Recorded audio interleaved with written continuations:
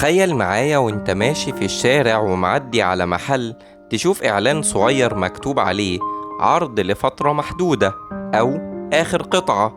فجأة تلاقي نفسك داخل المحل وتشتري حاجة انت أصلا ما كنتش بتفكر فيها. الغريب إن الإعلانات مش دايما محتاجة تكون ضخمة أو مليانة تفاصيل عشان تشتغل. أوقات كلمة أو صورة بسيطة كفاية تخلي دماغك يقولك أنا لازم أشتري.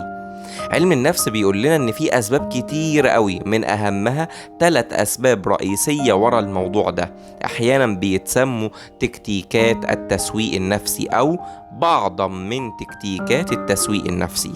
أول حاجة معانا مبدأ اسمه مبدأ الندرة. لما تحس إن المنتج محدود أو قرب يخلص، عقلك بيخاف من فكرة الخسارة أكتر من فرحته بالمكسب. ودي حاجة من أقوى الأشياء التي تحرك البشر للشراء. رقم 2، التحفيز العاطفي.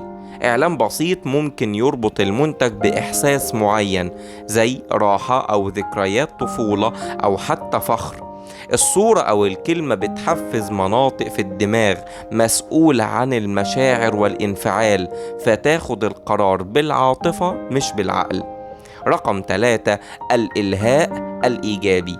أوقات الإعلان بيكون غامض أو لطيف لدرجة تخليك تبتسم، وده بيخفض دفاعاتك العقلية، لأنك لما بتكون في مزاج كويس احتمالية الشراء أو التأثر بالإعلانات بتزيد.